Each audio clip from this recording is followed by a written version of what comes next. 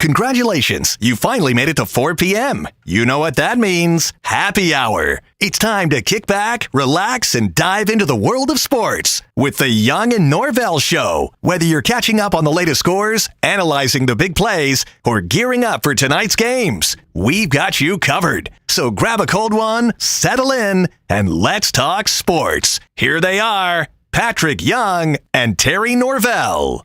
All right, we've got a lot to get to today on a Hump Day edition, the Young and Norvelle Show here on Wednesday, cruising along until 6 o'clock. Glad you're hanging out with us. We will cover a gamut of different sports topics, including we'll talk to Brent Beaird about some college football news and notes, including we'll get back into the ticket prices and where the fan in the stadium is getting pushed to. We'll talk about that as we go today. Dr. Aaron Bates will join us from Southeast Orthopedic Specialist. Unfortunately, we've got a lot of stuff to talk about with regard to injuries around the world of sports. We do it on Wednesdays about 5 o'clock. Dr. Aaron Bates. Patrick Young should join us here anytime. You never know with Pat. He's moving and grooving, but Pat will jump up here on the program soon. We will get a lot of Jaguar talk. I'm going to start now jumping on the local media.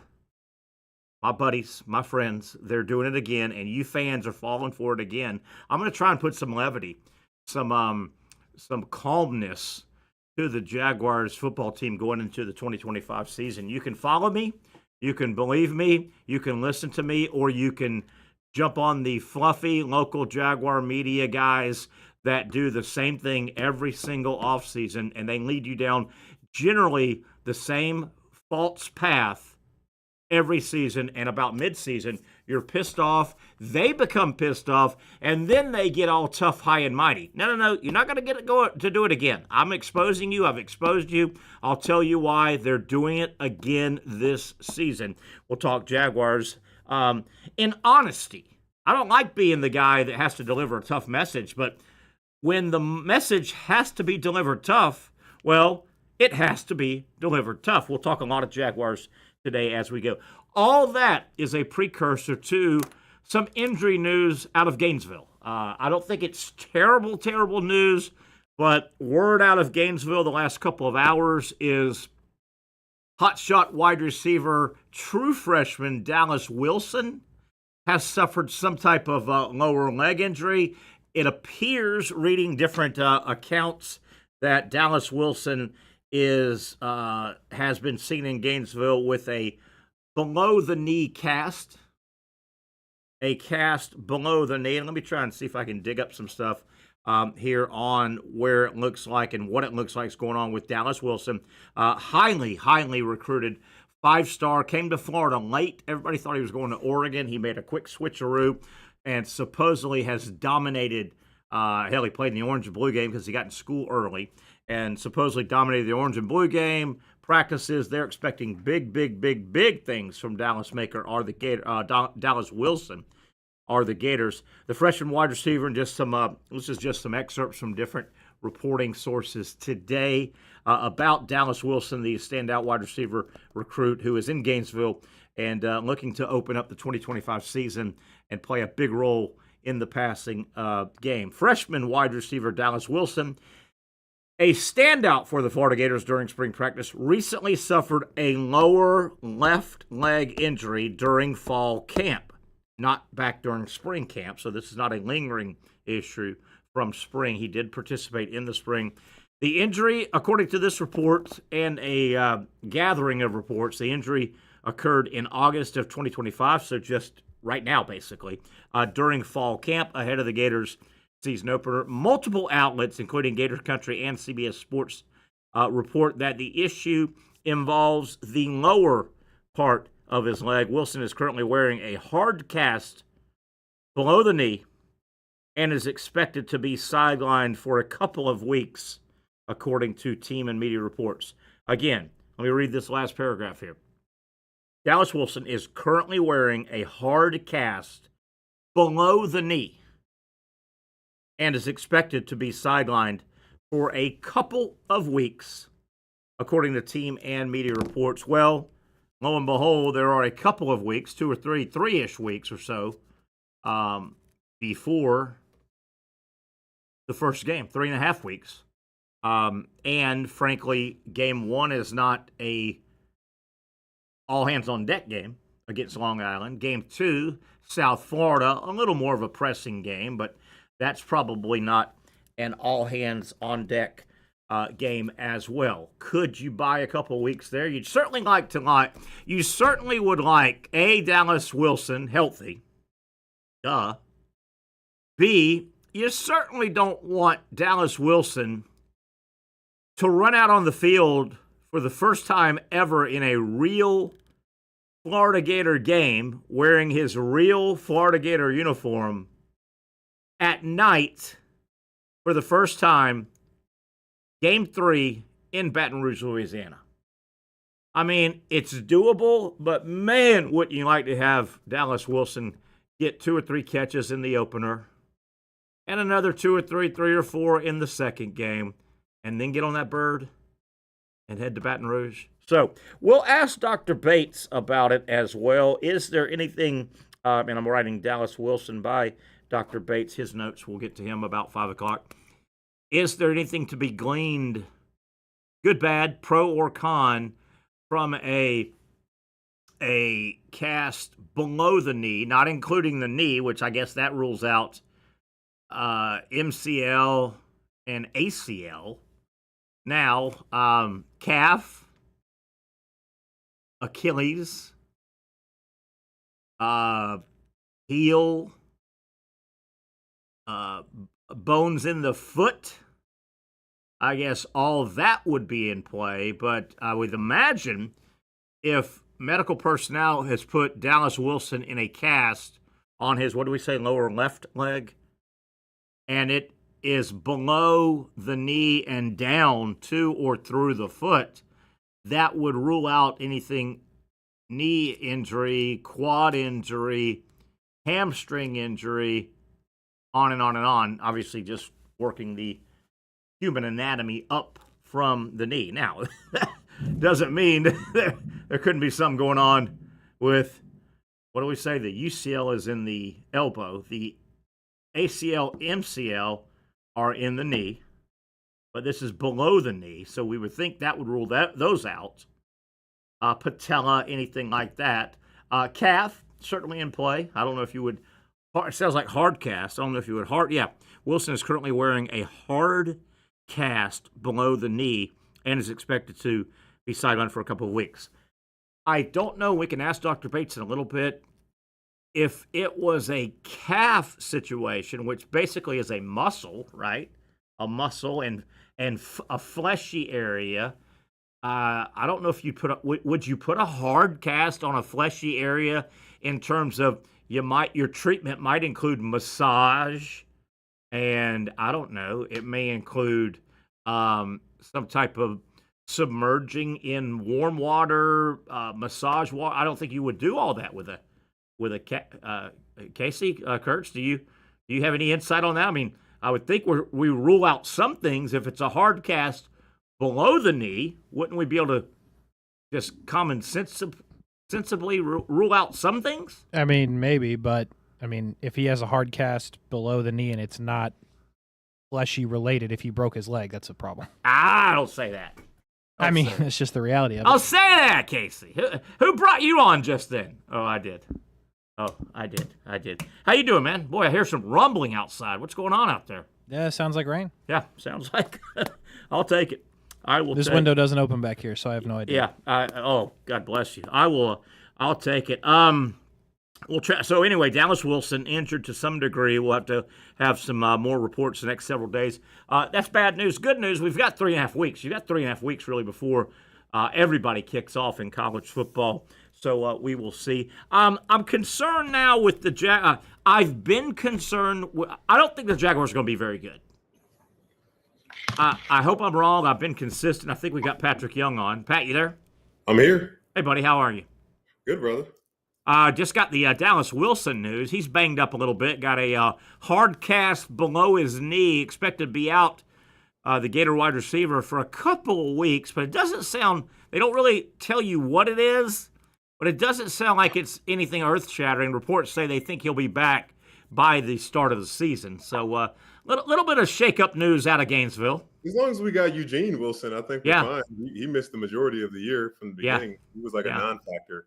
Yeah, and don't forget, they're not opening with Miami this year like they did last year. They're opening with Long Island, so you might buy yourself an extra week or two with Long Island. Aren't you tired of those games? Yeah, they need to go away. College football has officially, and they probably did this 10, 15 years ago, but it is a blinking red light now, Pat, that college football has really outgrown. You don't need Florida playing Long Island. Right? You just don't need Texas playing North Texas State. Right? It's the same argument we should have with in regards to bowl games. Yeah, it's way too big now. Who was the kid? He was a good quarterback out of Ole Miss before Jackson Dart. Yeah, he was a solid quarterback before Jackson Dart, and he played in the bowl game and broke his ankle or something like that. Yeah, I remember that. Matt Corral. Matt Corral. Good job, Casey. Good pull. Yeah, but we have college football now is such a major industry in our country, and bar none, it's the number 2 popular sport in our country. NFL 1, college football 2. Absolutely. Then Major League Baseball, NCAA basketball. I don't know what's after that, but right now the NFL is the NFL. Forget number 1. Everybody knows that. Especially, look, we can't treat all sports the same. That's the problem. If it was baseball, I don't think we would bat an eye at it and say, okay, it's not a contact sport. Yeah. Basketball, you might say, okay, did we really need to put this team on the schedule? Yeah. But football just doesn't make sense to me, especially when, you're always one play away. Yeah. From your entire season changing. It being wrecked. One play away. And wouldn't you rather, and I know it doesn't totally matter, but if you're one play away from your star player or players getting wrecked in your season, if you're Texas, wouldn't you rather that be against Oklahoma than North Texas State? Great example, Terry. Glad you brought that up. The most recent, most prevalent case of this, Tyrese Halliburton. Yeah. He said there was no way I was not going to play in that game to win a championship. No one is going to say, you shouldn't have did that. You shouldn't have tried to go out there. Obviously, this is very unfortunate. He got injured and he's going to miss the next season. Yeah. There's no guarantee he'll ever be in an NBA Finals again. Absolutely. Hope he's going to come back to full health because that Achilles, man, that's a monster. That's a hell. I'm glad I never went through that. I know. But I just heard that's a tough injury. I can remember when I was younger, and even in this business, and we're talking 20, 25 years ago, getting started in this business, I can remember hearing that, and it's a funny word. When you see it spelled out, it's funny. Achilles, and just, the pronunciation of it. I can remember 20, 30 years ago, you would hear occasionally the Achilles.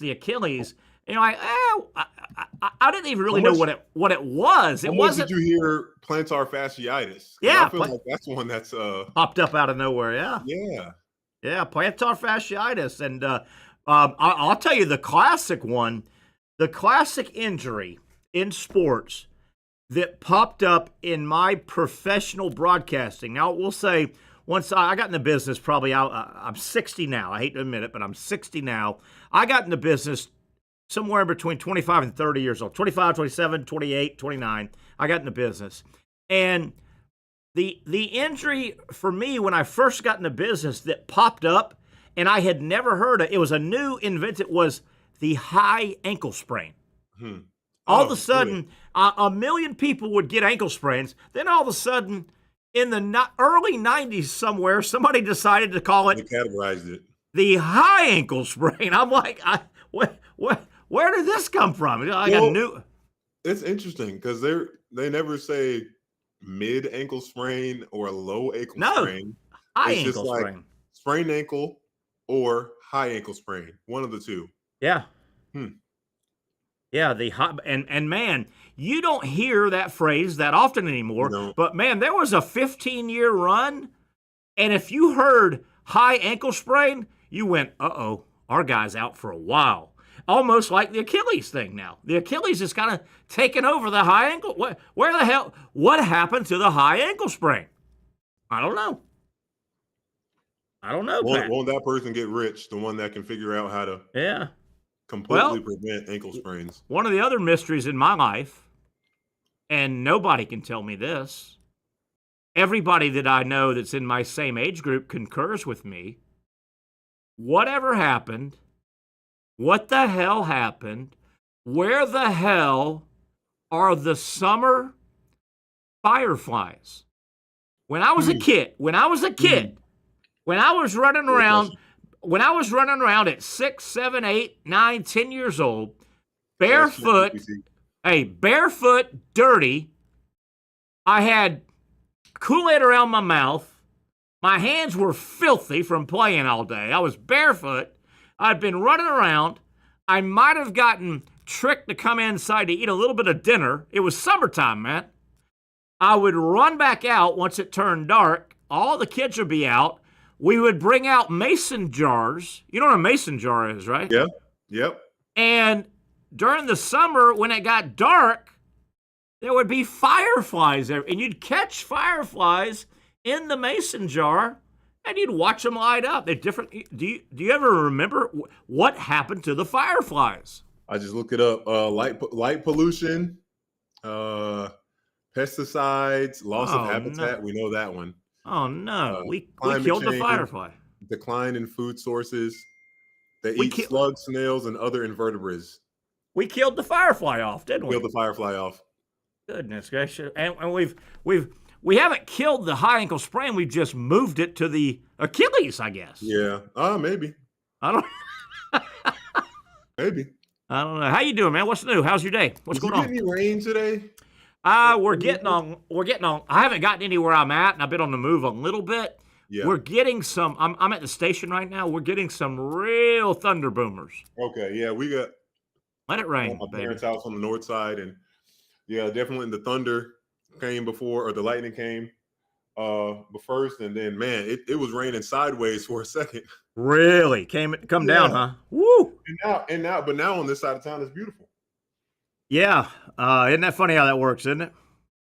Yeah, absolutely. Funny how that works. Boy, you're starting to hear some bad things from Jaguar camp. I mean, if you want to start with the defensive interior on the defensive line, I mean, Armstead looks like it looks like Armstead, who's getting moved inside, it looks like he's done next to nothing. Injury, whatever. Mason Smith hasn't been cleared to practice yet, right? I mean, this guy's 23, 24 years old. Are you telling me he can't get in shape? It doesn't appear to be an injury. It appears to be he's just not in shape. The Jaguars' defensive line, I think, and I have never bought into them. I think they're going to be bad. His ass running out there during practice. I guess not a good sign. I don't think they're very good anyway. Offensive line wise, man, it sounds like people that are around that program are really concerned, and I think they should be. I don't think their offensive line is worth a damn, but this is a long-winded way of saying, and I'm going to keep saying I told you so until I'm wrong, and if I'm wrong, I'll be happy to tell you I was wrong, but I'll tell you one thing. It appears this football team is not going to be very good. Yeah. I'm not surprised. I didn't expect them, or I don't expect them to be very good off of last year, 4-13. I don't know. Do they win 6, 7 games? Maybe. I think they still got a bunch of holes. I think the Jacksonville Jaguars are going to rue the day that they don't, on this roster right now as we speak, they should have either the big defensive lineman Graham or the big offensive lineman Campbell. I would feel a lot better if they had tried to plug one of those major on-the-line holes, and they didn't. And they went for sexy. And I'm not saying that Travis Hunter's not going to be a star player, but I can see this guy accounting for 15, 18 touchdowns on a 6-win team. And where are you at then? If that happens, if we get to the end of the 25 season and the Jaguars have bumped up their win total from 4 to 6. Yet Travis Hunter accounted for 15, 16 touchdowns.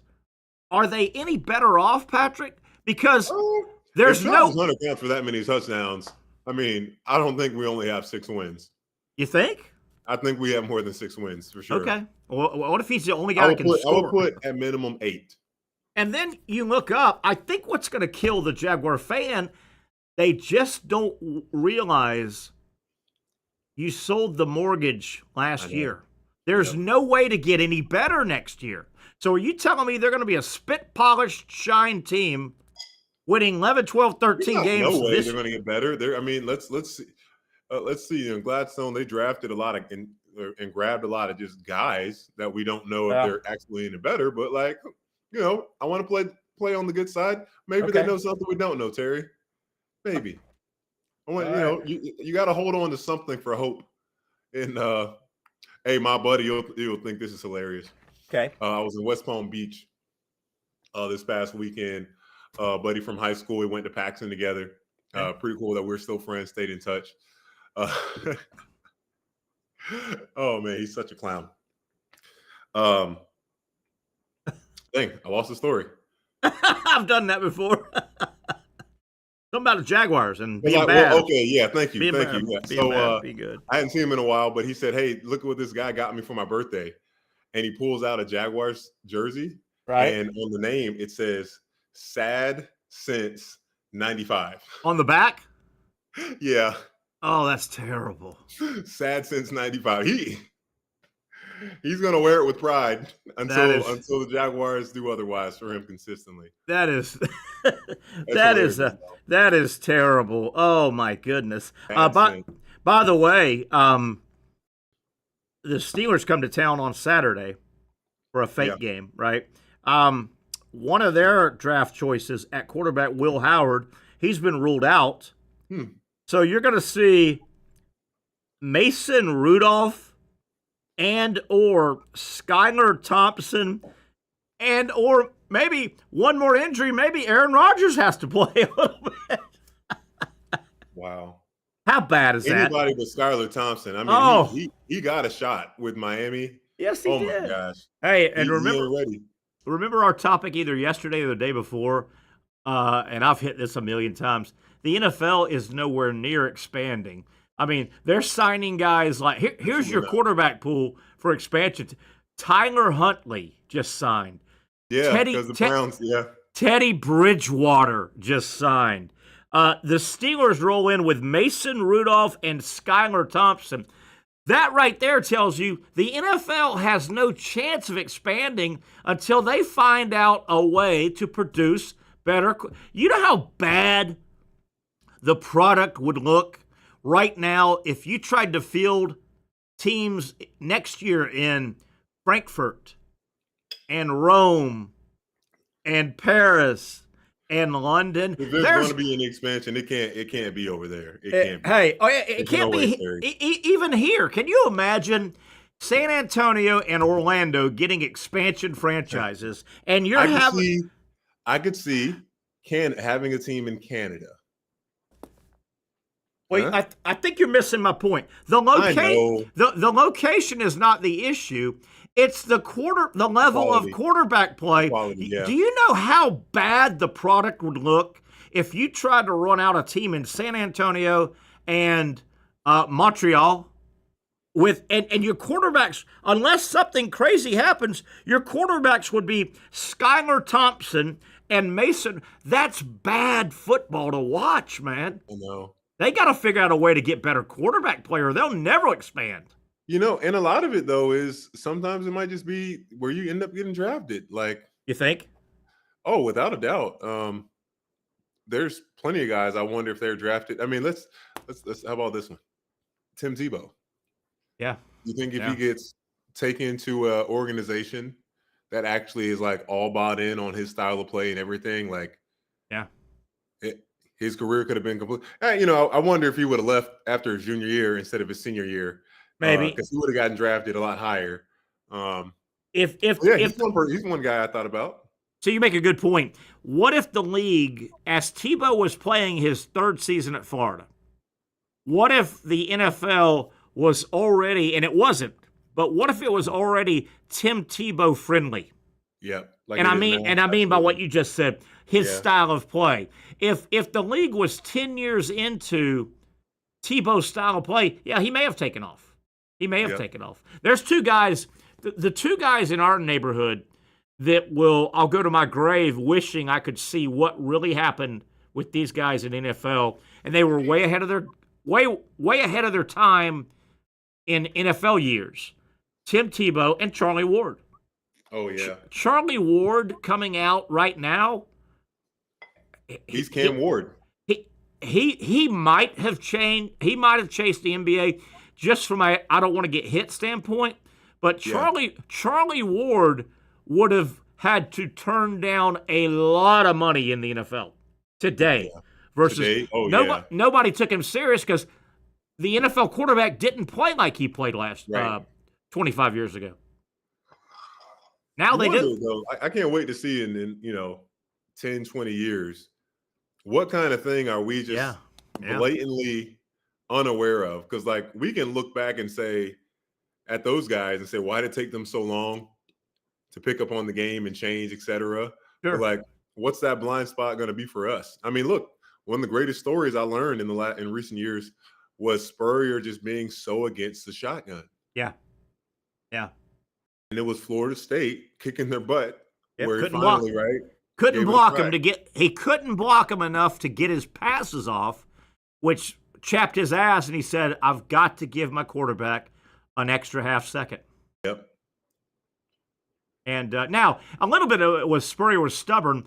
All of his passing routes and his passing trees, because of when he played the game, the shotgun wasn't really prevalent. All of his offense was based off of a 3, a 5, or a 7-step drop. And, if depending on the route that you're trying to throw the ball, if it's a deeper route, that's a 7-step drop. Right. You take step number 6, number 7, plant, and throw.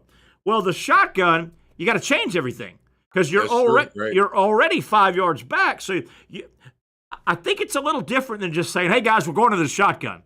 Well, I don't think a lot of guys don't even from the shotgun. They just set their feet. There is no backpedaling. Yeah, but in the old Spurrier system, by the time his quarterback took 7 cross steps, dropping back, by the time he took his 7th, that 17-yard out was timed up, right? Yeah. Well, you got to go through some repetitions to practice.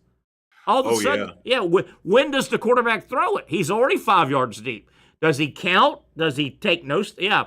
So there's a lot more to it, and but he finally changed because he finally figured out if my quarterback can throw the ball, we've got a chance. If he gets sacked with the ball, we have no chance of completing a pass. Yeah. Yep. Yeah. So what do they call that? Necessity breeds invention or whatever? Probably. Yeah. Desperation, innovation. Yeah. How about that? How about me going there, Pat? How about that? That's great cool. Hey, have you been keeping up with this Cowboys Micah Parsons stuff? Oh, man. I haven't followed it in about a week or so, but I know it got ugly early and quick. Jerry Jones and Micah Parsons. What's the latest? Anything new? What I've seen is it just seems as though Micah is not practicing. He's there. Right. He's not participating in any of the drills. He looks pissed. Really? He looks so angry. And I mean, what the guys on a national scale are saying is that maybe Jerry Jones thought this was going to be a done deal. Yeah. Yeah. Oh, did we lose Patrick? We may have lost Patrick. I'll fill in until he can. But he's never taught. Apparently, there's been little discussion. Uh-oh. Yeah, I followed this a little bit until Patrick gets back in a better area. What I've noticed in this thing, Micah Parsons, I think, was 2 weeks ago. Patrick, we lost you there for a second, and I'll let you get back into your thought process. What I saw and heard from Parsons 2 weeks ago or so, I thought he was saying all the right things a player is supposed to say about, trying to twist the arm a little bit. I thought Parsons was in the lane. I thought Jerry Jones got way out of the lane. I thought he sounded crazy a couple times a couple weeks ago. Oh, did we lose Pat again? Oh, boy. Oh, boy.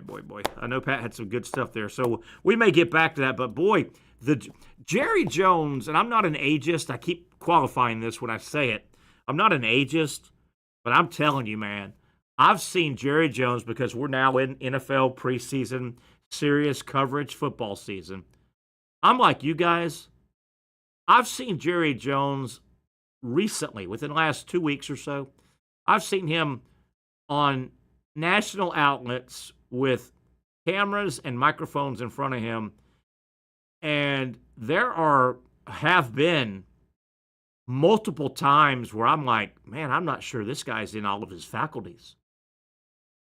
Casey, have you seen any of Jerry Jones the last couple weeks and some of his comments about the Micah Parsons stuff? Yeah, it's pretty bad. Yeah, he, I mean, I don't want to get this thing political, but I mean, he's been, and this is just me, I may be way off, Casey, you may not agree with me, Pat may not.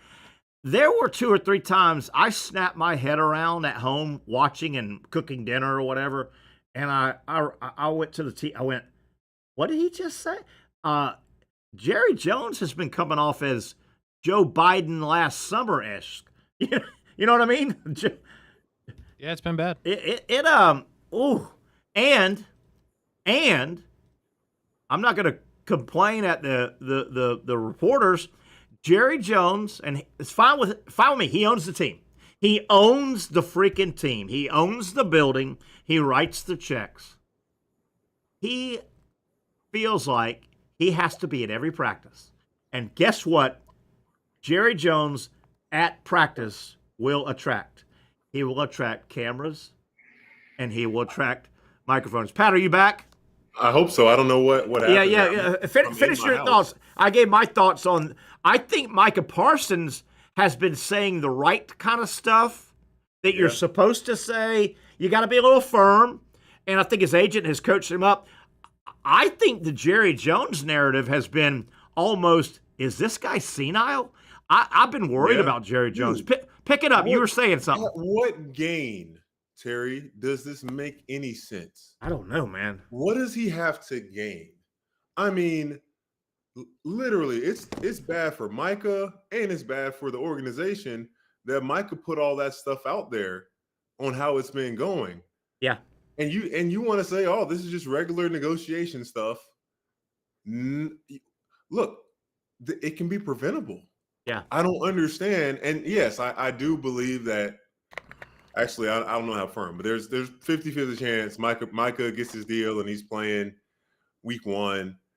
But again, why? Yeah. Why go through all of this? Yeah. Yeah. And man, get it done ASAP. I mean, the dude wants to be a Cowboy, wants to have a great year. Like he loves football. Yeah. He more than likely is like, I can't believe we're here. And that I had to like do something that's out of my character. I agree. I'm sure that's where he's at. It is almost. It's funny you said that. I think he said some strong things, Micah Parsons, but I think he said what you're supposed to say. He's been coached up by his agent, right? And I'm with you. I think his agent. And I think this is what the agent's supposed to. He might have twisted Micah's arm a little bit. I don't think Micah's his natural instinct would have been go that hard. But I didn't I didn't think Micah Parsons stepped across the line anywhere near as bad as Jerry Jones. Sounds crazy. They need to get the microphone and camera away from him, I think. But how do you do it, Terry? I don't know. He's the owner. I know. It's got to come from the family. I know. Yes. It has to come from Steven. And how hard of a conversation is that to have with your freaking dad? Gotta be hard. Dude. Gotta be hard. I am like, this is honestly going to be one of the biggest sports stories when that day comes. Yeah. When Jerry Jones decides to relinquish and just enjoy it, maybe. Yeah. Maybe just be like, you're still the president, you're still the owner, but like, you're more, you float around. Yeah. Yeah. Enjoy the kids, because I'm sure he's got plenty of grandkids. Like, it just reminds me so much of a movie I saw years ago where this billionaire, his he makes all his money in trading or something, but like one of the richest men in the world, Right. one of his grandkids get kidnapped. And through it, his greed is like revealed to be so great. Like, because the mom of the grandkids, she was like, would you give up anything to try and save your grandkids? And he's like, no. Really? He's like, no. And then like he's looking at these papers, looking at the numbers, and she's like, how much money do you need? And he says more. He says more.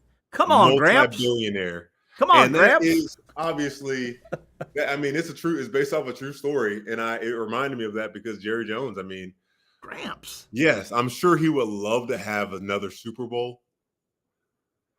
But is that Super Bowl at this age more valuable than the time you had with your family? Yeah, I'm with you. And the last thing I want, some people will enjoy what I'm going to describe. I don't want it because I'm not a slow down and look at a car wreck guy. That's just never been my thing.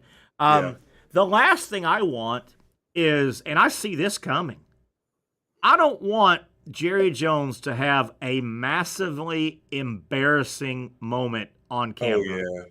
Camera where he's just almost stroke-like and he's rambling and or just screaming at somebody. And it feels like we're not that far away with him. I tell you what, I think every time I see him in an interview, I always think he's agitated and just one comment away. Yeah. From ripping somebody's head off. When he started a couple weeks ago, Parsons is holding out, but even if we sign him, that doesn't mean we'll have him the whole year.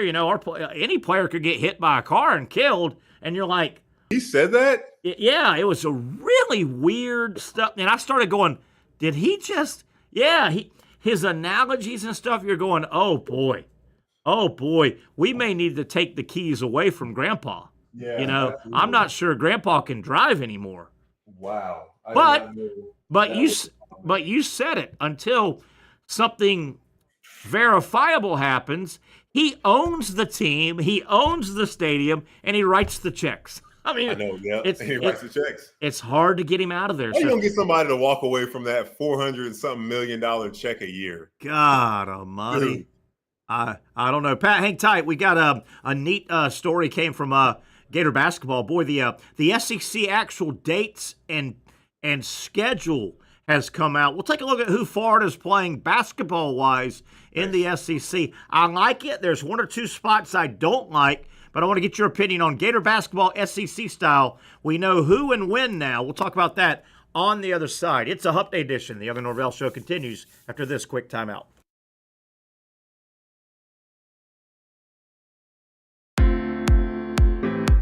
At Southeast Orthopedic Specialists, we know pain and injuries can stop you from doing what you love.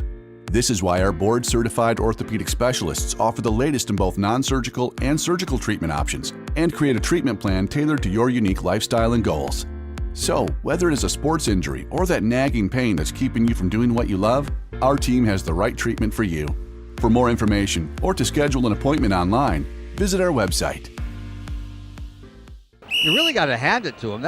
Hold on. The previous play is under further review. I'm not sure what he could review, but okay.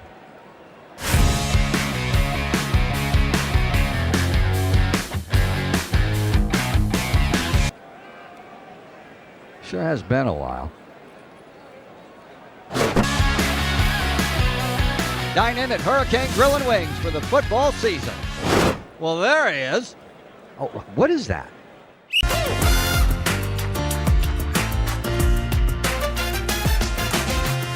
Empower a future, inspire a dream.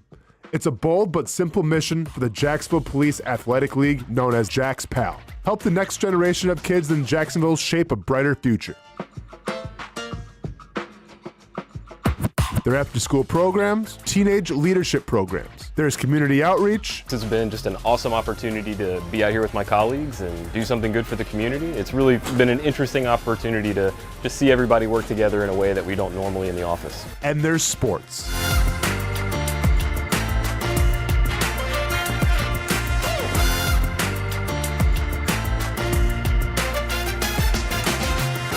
There are also ways you can help the next generation with a donation of any kind.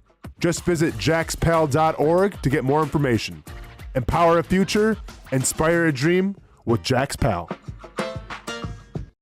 Finally, a family atmosphere, kid-friendly restaurant with a real sports bar feel. Bricks Jax Beach features all of that and a large, climate-controlled covered patio with misting fans and heaters for all seasons. Mix in an extremely diverse menu that features the most quality and affordable steak at the beach, and there's no reason not to enjoy your next lunch, dinner, happy hour, or big sporting event at Bricks Jax Beach, 300 2nd Street North in Jacksonville Beach. See you at Bricks Jax Beach. There's a saying in sports, you can't win them all, but you can win a lot with good folks on your team. Like that one painter, First Coast. It's tough to beat the sun in Florida, so your home fades. It's tough to beat that HOA when they come calling. Beat the sun, beat the HOA with that one painter, First Coast. And it's a good time to do it. Less rain to work around and painting in mild temperatures is perfect. After all, the paint bonds to the surface so much better. Give that one painter First Coast a call at 904-417-3557 or look them up at first-coast.thatonepainter.com. Fast estimate, guidance on color and HOA requirements, and the highest quality job you'll find anywhere. Be a big winner in your neighborhood with that one painter First Coast on your team.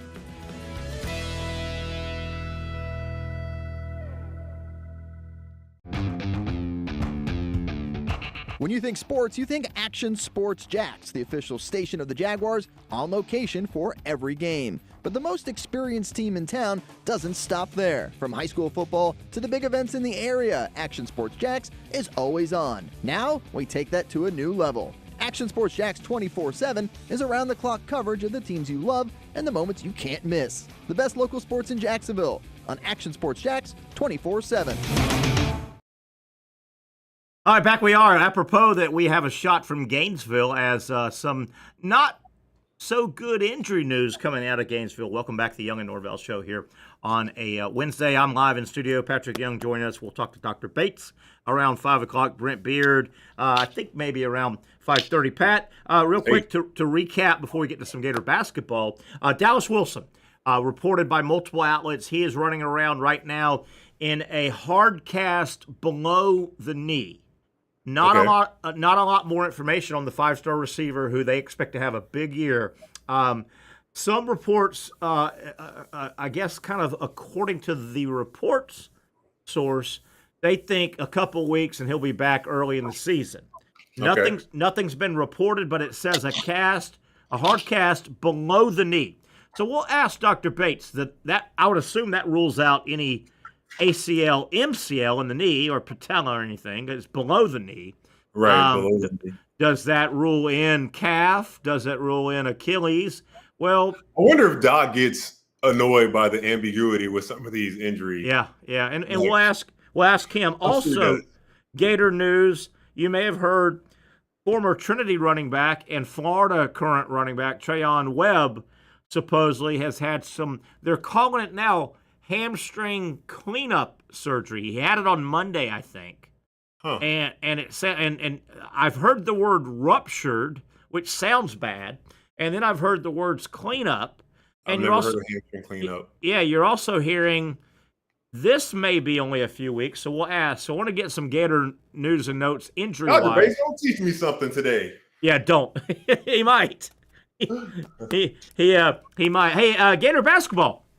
Conference schedule has been released, and I want to go over with you, Pat, and see if anything jumps out. Yeah, okay. You guys, if you follow college basketball, Pat, you played it. I hate the first 1 or 2 conference games because they get buried. They happen right after the turn of the year, right?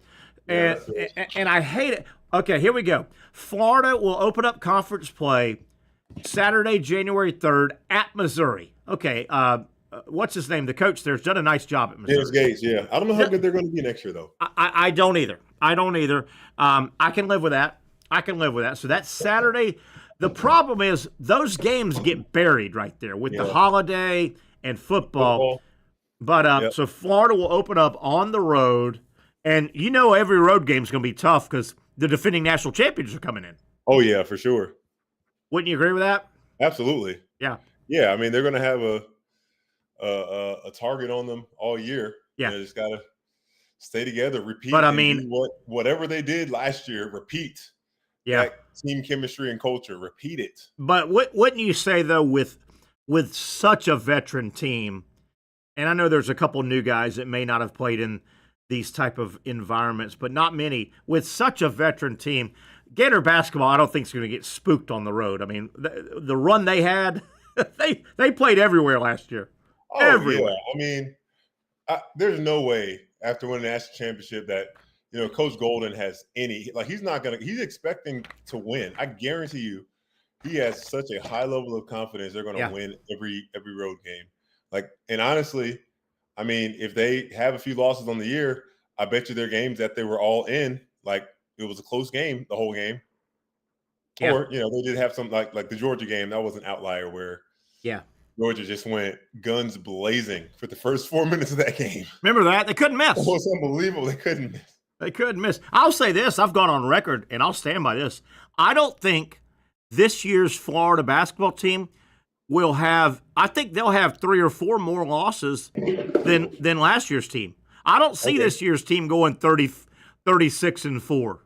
I could see this team having a hiccup here and there. I mean, you lose 7 or 8 games, you've had a great year. That's still a really good year, absolutely. I just, I'm really in the high regard that Alex Condon is going to be consistent for the whole year. I'm with you. I'm with you on him. If he stays consistent, Ruben Chinyelu, when he started, it was the game they had against Wichita State where he was 18 points, 12 rebounds, perfect in the field. Thomas Houck, the X factor, the highest one because he's going to be playing the 3. But looking at the bigs, if those guys have improved, I don't know how many levels or percentage you want to say, but if there's improvement and consistency, which is the most important in health, I mean, it's going to be really hard for any team to beat them. Really is. I mean, it's going to be really hard. They can play right over the top of you if they want to. Exactly. Micah Hanlogden, 7'1". He's 7'1". He comes off the bench. Florida's rotation, same as they had last year, except they're all going to be better. Do you think he's not hungry? He's hungry this year? He played a little bit. But now I'm because I think this is technically his last year. I think it is. Kind of sucks that, but one more. I mean, all you need is one good year. I mean, Florida's going to go really good players, proven players. Here's your front court, as you know. 7'1" Hanlogden, probably off the bench. 6'11" starting center Ruben, Big Roo. 6'10", 6'11", Alex Condon. And 6'9", 6'10", Thomas Houck. That's your front line. And they've all played all the way through the national championship. They all played. How about that? That ain't good? Really, really good. All right, so Gators. The only guy that didn't was Sam Alexis, and there was no minute. There were no minutes for him. Here's how good Florida was last year. I always thought Sam Alexis had some game. I thought he was a pretty good basketball player, and he's going to go wherever he transferred. He's going to help out. I had some game. I would be fine, and I want you to comment on this. I would be fine this year, Gator basketball, if Sam Alexis was supposed to give them a big year and bunch of minutes, and Denzel Aberdeen. I thought both of those guys were good players. Man, I don't even want to. Yeah. I don't want to see him in that white and blue. Didn't you love Aberdeen? I loved his attitude. I loved his hustle. I loved his game. I love that kid so much. And absolutely. Look, it's probably wrong for me to change my allegiance or my love for this kid because he made the decision that he made. But just all around character high, hard worker. I just knew it because I knew the process that you can see effort out there. Like a guy that goes in, and I'm talking about from his freshman year. He just made a lot of mental mistakes. Like he hadn't gotten the correct positioning or this or that. Like the game was still a little too fast for him. Yep. But his effort was always like whatever minutes he got. Yep. And then it was like, I was like, that is my favorite player. And then unless he had me fooled, and I had to watch him from 100 miles away, unless he had me fooled, he looked like a coach's dream. He looked like a guy that, yes, sir, no, sir, show up, hustle. I'll miss him. I will, provided I don't need Kentucky to lose a game to help Florida. If I'm sitting around Saturday, January 24th, and Kentucky's playing Mississippi State, I hope Aberdeen scores 30 points. I like Aberdeen. That's nice of you. I like him. That's very nice of you. Now, when Florida plays, I hope he doesn't hit anything. I hope he's an 0 for 15, right? Yeah. I concur. All right, so at Missouri, the game play well in Kentucky, but he's not even projected to start right now. So that's where you're like, what in the world? What were you thinking, kid? I'll bet you he finds a bunch of minutes there. I bet you he finds a bunch of minutes at Kentucky. I think. All right, so Gators open up at Missouri Saturday the 3rd. Their next game, Patrick, this is TV-induced. It'll either be the following Tuesday or Wednesday. I think it's TV-induced. January 6th or 7th, they will open up home play against Georgia. So Georgia will come on. They should be 2-0. They should go win at Missouri, and they should certainly beat Georgia at home. Then the following Saturday, how's this for a big game? The following Saturday in Gainesville, game number 3 of conference play, the Tennessee Vols come in, buddy. And that's been a fun series. That's been a fun series the last couple of years. After Florida kicked their butt last time in Gainesville, I was surprised to see that. Yeah. So Tennessee rolls in on January 10th. Tennessee this year. Yeah. Then January, again, this is a TV situation. Then the following Tuesday or Wednesday, depending on TV, Florida will go to Oklahoma. That's a game they should win. Yep. At Oklahoma. January 17th, on a Saturday, they will be on the road at Vanderbilt. Vanderbilt's still putting things back together, right? They fired Stackhouse a couple of years ago. Yeah. And they're still trying to find. So, I know it's a crazy place. You've played there. That's a game the Gators probably should win, right? It's a game they absolutely should win. Yeah. Yeah. Then the following week, after that Saturday at Vanderbilt, their midweek game, again, will be either Tuesday, Wednesday, depending on TV. We're too far out for everything to be picked. LSU will come to Gainesville. LSU, they should beat. LSU is a team in a little bit of a find themselves, right?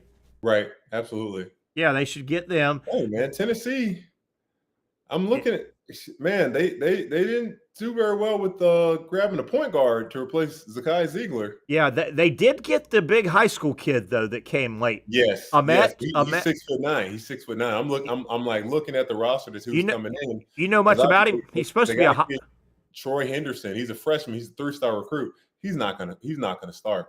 Yeah. Coming back, no guards. Yeah. 6'11", 6'9", 6'11", 6'4". Yeah. I guess but he's not going to be a point guard. Not at no. And Tennessee's probably. I'm not sure if they're going to be that good next year, Terry. Okay, I'll take that. Yeah, the hot shot kid they got late, Ahmet, I think his name is Amet.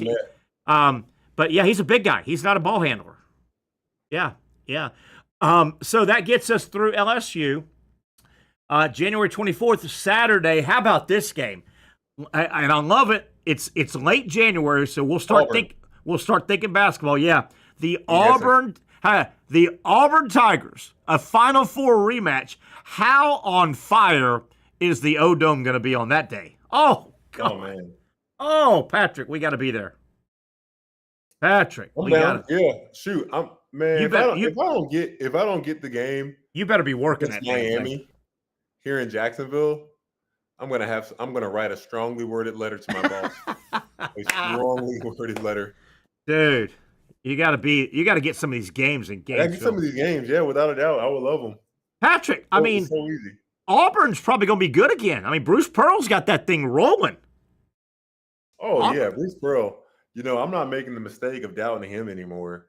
He has such an eye for talent. Hey, I'm glad they got rid of Chad Baker-Mazara. I'm with you. I think that kid was just a problem. Hey, Pettiford came back, and Pettiford scares me. He's a nice player. Pettiford's going to be special. Yeah. He's the only guy returning.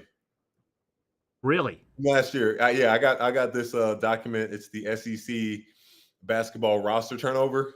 Yeah. He is the only. Chad Baker-Mazara transferred to USC, so he's there with Eric Musselman. How about that? The Arkansas guy. Yeah.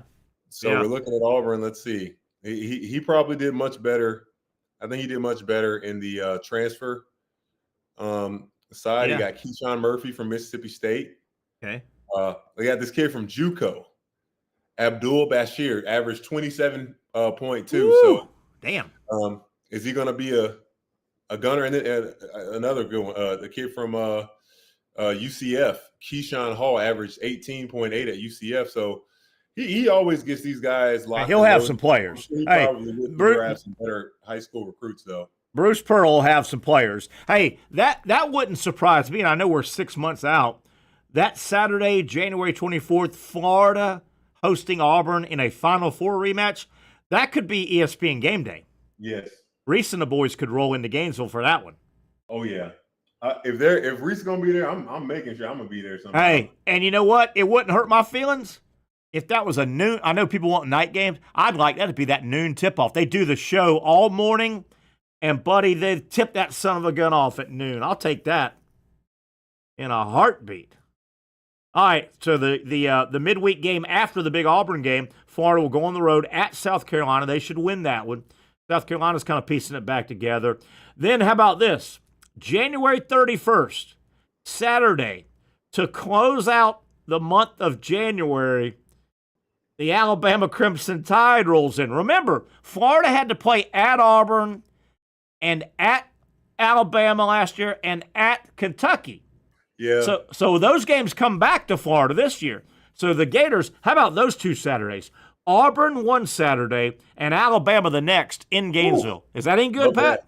Is that any good? Fantastic. Love that. Woo. I'm not sure about Bama, but I'm sure that Nate Oates has done such a fantastic job. He's going to have I think no, guys, but they're not going to win in Gainesville. They're not going to win. You wouldn't think, but it'll be a hell of a fun time. I think Nate Oates is a lot like Bruce Pearl. Nate Oates is going to find him some ball players. He's going to have some basketball athletes, isn't he? And look at this. If you're a recruit, Terry, and you're getting highly recruited by Virginia, Tony Bennett, and then you're also getting highly recruited by Nate Oates, which style of play do you think is more exciting for you at 18 years old? You think? You're going to Tuscaloosa so fast? You're going to Tuscaloosa. Yeah. So the following Saturday, Florida's at A&M. What a shame that Buzz left. Where did Buzz go? He left Maryland. Yeah. He went to a real basketball school. A&M should take a step back. Then Florida will have a return game February 10th, 11th at Georgia. How about this? February 14th. For sure. February 14th, Saturday, again in Gainesville, the Kentucky Wildcats roll in. So Florida gets Auburn, Alabama, and Kentucky all on a Saturday in Gainesville. That doesn't suck, my man. That does not suck. Then they've got the return game with South Carolina midweek, February 21st on a Saturday at Ole Miss. Ole Miss is a little dangerous. They got a good coach. I like their coach. Yeah, I met Chris Beaird. It seems like a pretty nice guy. Yeah, I like him a lot. I think he's a good coach. Hell, I like their old coach, the guy that went to UAB. He went to the broadcasting for a while. I can see him. I can see him right now. I can't. Andy Kennedy. Andy Kennedy. I always liked him. I thought they fired him wrong. I did as well. February 25th. That's a Wednesday at Texas. I think Florida should beat Texas. They lost Johnson, one and done. How about Florida's Saturday games, unless I'm reading these wrong. How about late February, Saturday, Gainesville, Arkansas. John Calipari and a Sweet 16 Arkansas team rolls in. I know, right? Man, they should have been in the Elite 18. They should have won that game. Dude. But then I think Florida wouldn't have been close against Arkansas to go to the Final Four. Yeah, they would have beaten the brakes off Arkansas. But, I mean, again, Here's Florida's Saturday in a run. Auburn, Saturday, Gainesville. Alabama, Saturday, Gainesville. Kentucky, Saturday, Gainesville. Arkansas and Calipari, Saturday in Gainesville. Midweek, Mississippi State. And then they close out the regular season March 7th. And they used to do this all the time, Pat. I think you've got a history of this as well. At Kentucky, March 7th. Yeah. They said the first time the rivalry's been renewed that they play Kentucky at the last game of the season. How about that? I love the schedule. I really like the schedule, don't you? For Florida? Yeah. I mean, just the narratives, one to see what teams are going to be able to bounce back. Like I love to see LSU finally be a team that's relevant. Yeah, man. It's a tough place to recruit, but Florida's got to. LSU's a funny basketball program, if you ask me. LSU, it seems like the last 20, 25 years, they're either competitively good or just they look terrible. There's no middle ground with LSU. Yeah, I think Coach McMahon's been there 3 years now. Yeah, I don't think they've made the tournament. They've won some big games here and there, but yeah.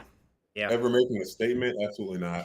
I agree. All right, Pat, we're wrapping up hour number one. We'll take a break, come back. We hope to have Dr. Bates on. Got a lot of stuff, including Dallas Wilson, some degree of a leg injury out of Gainesville. We'll talk a little bit about that, what we know. We'll talk to him about Trayon Webb, the Gator running back. It has had some type of hamstring surgery on Monday. We'll kick that around with Dr. Bates. Unfortunately, injuries are part of sports. Hour two kicking off after this quick timeout right here on the Young and Norvelle Show. You really got to hand it to him. Hold on. The previous play is under further review. I'm not sure what he could review, but okay.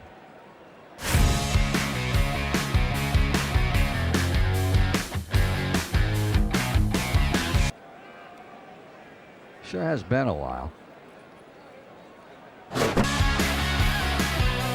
Dine in at Hurricane Grill and Wings for the football season. Well, there he is. Oh, what is that? At Southeast Orthopedic Specialists, we know pain and injuries can stop you from doing what you love. This is why our board-certified orthopedic specialists offer the latest in both non-surgical and surgical treatment options and create a treatment plan tailored to your unique lifestyle and goals. So, whether it is a sports injury or that nagging pain that's keeping you from doing what you love, our team has the right treatment for you. For more information or to schedule an appointment online, visit our website. Most of us know how to throw.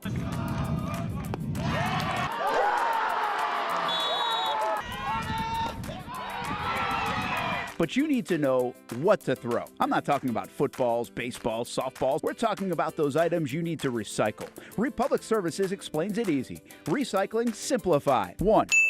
Know what to throw. When in doubt, throw it out. 2. Empty, clean, and dry those materials. It takes an extra minute, but it makes a big difference. And 3. Don't bag it.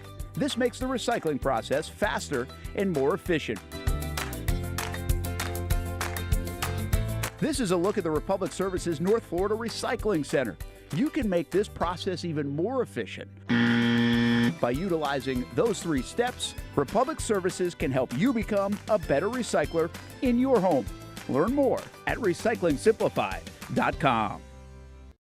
Finally, a family atmosphere, kid-friendly restaurant with a real sports bar feel. Bricks Jags Beach features all of that and a large, climate-controlled covered patio with misting fans and heaters for all seasons. Mix in an extremely diverse menu that features the most quality and affordable steak at the beach, and there's no reason not to enjoy your next lunch, dinner, happy hour, or big sporting event at Bricks Jags Beach, 300 2nd Street North in Jacksonville Beach. See you at Bricks Jags Beach. Baker's Sports. It's a hometown business filled with hometown people trying to make you feel right at home. Chris Conley, Jacksonville University. Walker Wright, class of 2018, West Nassau High School. Michael Young, Fletcher High School. Baker's Sports started in a grassroots way and now outfits much of the Southeast. Will Olive, Mandarin High School. Go Stangs. High school sports, travel sports, youth sports of all kinds. They are a one-stop shop carrying Nike, Adidas, Under Armour brands, and more. Vincent Caldes, Oakleaf High School. Tony Mazzio, Sandwood High School, class of 2002. Samuel Coffrin, Paxton School for Advanced Studies. Whether it's sports teams on the field or it's your team in the workplace, like our Action Sports Jacks team, and community events like the Dream 18 Golf Tournament, and many others. Cole Tilley, Hilliard High School. Reagan Webb, Eagles View Academy. Look good, feel good, play good with Baker Sports. Custom sports apparel since 1997. Shop with the hometown team at bakersport.com. The rhythm of my heart is beating like a drum, with We Are Martyr rolling off our tongues. Never will we roam, for we know our place is out. Where the ocean meets the skies, we be sailing. Where the ocean meets the skies, we be sailing.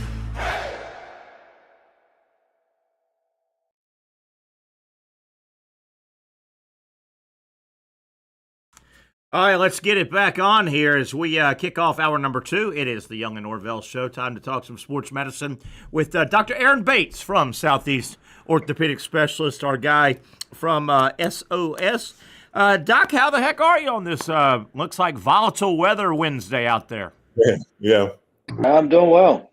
Good. We're calling a little bit of an audible as some news out of Gainesville has kind of broken in the last couple of hours around a Gator football player, actually a couple of Gator football players. We knew about Trayon Webb, the kid from Trinity High School, who's working his way up the depth chart running back. We're going to talk about his hamstring, had some type of procedure on Monday, but even more recent, 5-star wide receiver Dallas Wilson, a kid that Florida thinks is going to be a star from day one. He got to campus in January. He practiced all spring. He had a great spring. He's supposedly just showing out. Word from a bunch of sources, he has now been seen on campus, doctor, a hard cast below the knee. And that's about all we know. Okay, and this is a bad spot to put you in. Hard cast below the knee. Some reports are saying, whatever this is, minor-ish in nature. They expecting back early season. Game 1, we've got 3.5 weeks. Let's start from the cast. Doctor, does a cast, are Patrick and I being fair if we say, okay, below the knee hard cast, I'm assuming that rules out ACL, MCL, anything knee patella related. Are we correct there? Correct. And if this is truly a hard cast, because people can think certain things. They may think a splint is a hard cast or a walking boot is a hard cast. Okay. But this is truly a hard cast. He may be treated for some type of minor fracture. That's typically what you're in a cast for. Okay. Now, where that fracture is or what they're treating, I don't know. Now, and Pat, jump in when you need to, Pat. That sounds scary to have a little something in there before going to play football. Yeah. Yeah, that is a scary word, fracture. Now, hairline, I get you guys can add hairline to it, and I think that lessens it. Is that right? Well, yeah. When you say hairline, we say non-displaced. So when people think fracture, they think it's always something that's displaced. In the orthopedic world, whether it's just a hairline or the bones are nowhere touching each other, they're still fractures. We call them displaced fractures or non-displaced fractures. Tell me if I'm on the right or wrong thought process. Hard cast below the knee. We've said that would probably rule out anything knee related, ACL, MCL, patella. Okay, we get it. Below. Would it also possibly rule out anything with the calf muscle? Because wouldn't you want to be able to massage a calf muscle or put stem? Yeah. And if you got a hard calf, would that help eliminate calf muscle a little bit, Doc, or no? Yeah, most definitely. Yeah. Yeah, because typically if you're going to have a calf issue, maybe you're in a boot for a little bit, something you can take on and off, get some treatment for, and all of that. Right. Okay, so we're narrowing it down, Patrick. I think it's probably going to most strongly be that fracture. And Doc, what are the muscles there in front of the calf? Bones. What are the bones in front of the calf again? The low tibia and the fibula. Okay, so, gosh, that or would a cast coming up to your knee, not on your knee, but would that happen to a bone break in the foot, or is that too far down for that cast? No, it could be part of the foot or part of the ankle. It could be a non-displaced fibular fracture. Okay. At the ankle. Right. He wouldn't probably be weight bearing. Do we know if he's weight bearing? You can weight bear through a non-displaced fracture if it's stabilized in a cast or a walking boot or something like that. Is there a better fracture to have? Tibia, fibia, those two? Is there I don't know if better is the right word, but you get my point. Yeah, so the tibia bone is the weight-bearing bone, so you really never want to have a fracture of that. The fibula bone mostly is just for muscle attachments. And so there is another fracture that's just further up on the fibula. Sometimes when you take a direct blow to the side of your leg, you get a fracture there. But again, to be in a short leg cast for that, I would still put somebody in a boot. Yeah. So with all this said, Doc, could you possibly, for Patrick, for me, for the Gator fans out there, could you say this is no big deal? He's going to be great from day one. He's going to catch probably average 10 passes, a touchdown. Make him say that. Is it okay, Doc, to say that after the information I've given you? Is that the diagnosis, Doc? Is that the diagnosis? You're trying to back me up into a corner, aren't you? Yeah. No, I mean, so the other things that could be, he could have a small fracture in his foot, like a non-displaced fracture in the foot, and just trying to protect it, make sure he doesn't do anything stupid with it, and give us some weeks to heal, and then get him out of the cast and start to slowly rehab him. Yeah. I got a good one for you, Doc. What are some modalities and modalities, Terry? Those are all the different types of treatments. Yeah, that sure. You can go for it's a fancy word. I don't know. Yeah. and the reason I know it is because I've had way too much physical therapy. But let me cut you off. Let me cut you off, Pat. I know it from all my doctor and chiro friends and PT friends. That's how they get paid. They want to add up. They want to add up modalities. Ice is a modality. Hey, ice is a modality. Massage is a modality. Stem is a modality. I'm sure there absolutely is a placebo effect. There can be, but Doc would know if there's some that there's evidence that this actually does help with acute pain or healing. I don't even know how you necessarily want to word that. Sure, there's definitely science behind the things that they're doing in the PT office. The E-stem, something called iontophoresis. It's where you kind of put these pads on the skin, and they use this topical, like cortisone type of thing, try to get the anti-inflammatory action of the cortisone down into where it needs to be. Phonophoresis, that's the ultrasound that you kind of rub on, and they're the same way. Try to reduce inflammation. There's a lot of things that they do. I know one that Terry would never do, the ice bath. Oh, that's tough. Yeah. That is tough. Yeah. Hey, Doc, Pat just made me think of something, and obviously you've been a practicing surgeon for a long time. You've done this a lot with a number of patients. I'm assuming post-op, generally, you probably write pain scripts. Generally. For most of your work, which is normal. When your patients are coming back to you, and obviously you know what you wrote. You know what you wrote, refills, and first time, how many. Are you able to kind of tell which patients are doing their whole rehab versus leaning on the pills more by just asking them how many pills you got left?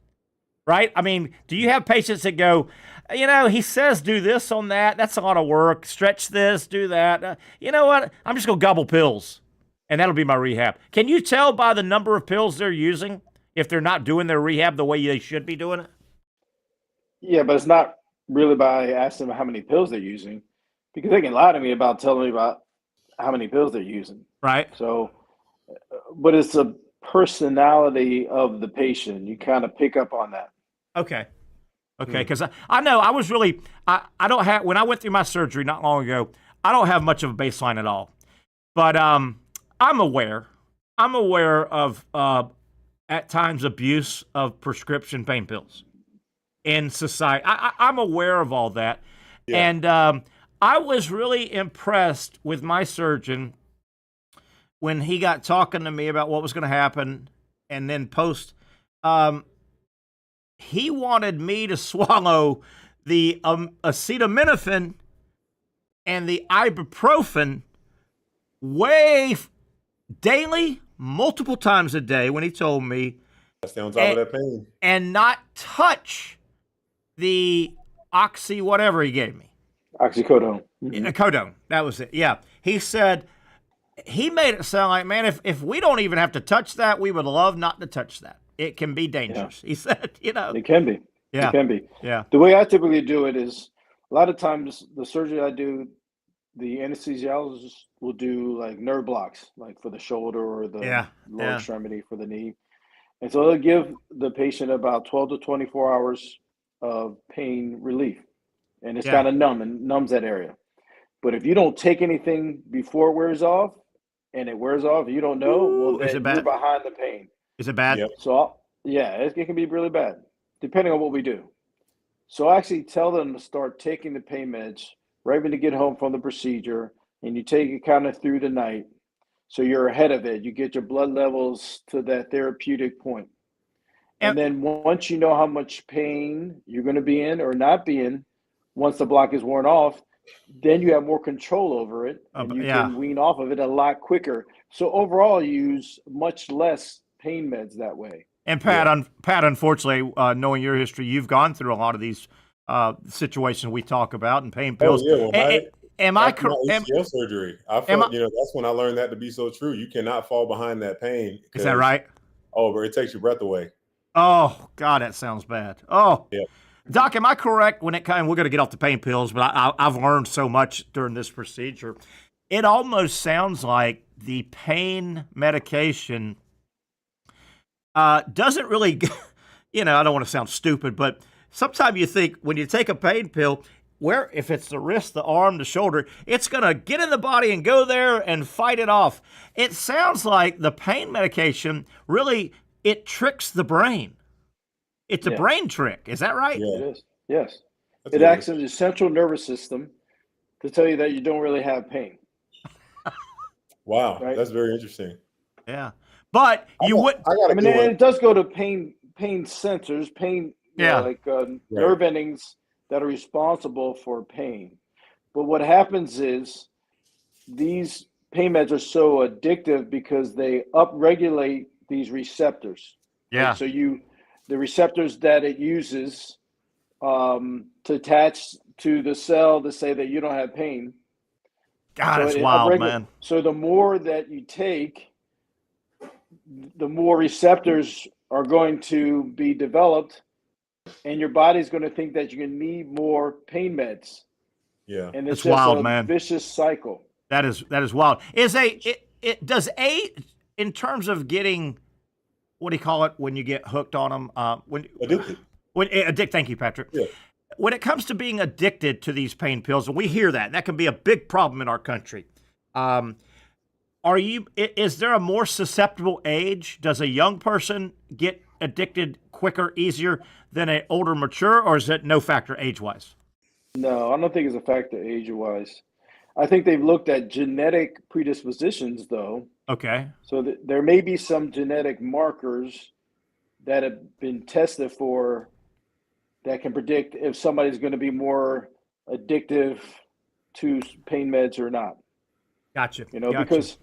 Because once the pain has really gone away, people that really seek out the pain meds, they're just trying to satisfy the addictive part, trying to fill those receptors that are empty. Yeah. And that's their body telling them, oh, I got pain.